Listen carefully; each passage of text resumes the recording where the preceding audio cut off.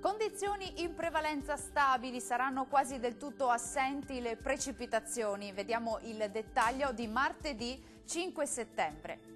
Sul Veneto pressione in temporaneo aumento, giornata all'insegna di un cielo poco o parzialmente nuvoloso.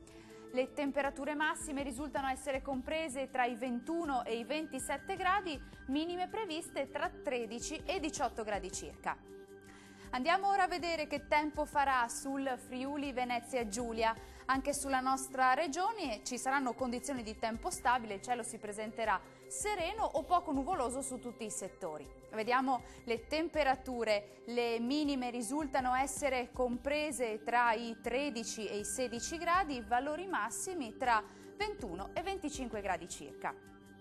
Raggiungiamo infine il Trentino Alto Adige, anche qui avremo prevalenti condizioni di bel tempo, tuttavia saranno possibili occasionali piovaschi alternati a schiarite sui confini esteri.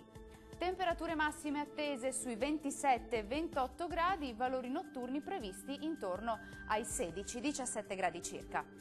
Il mare sarà generalmente poco mosso, i venti deboli settentrionali.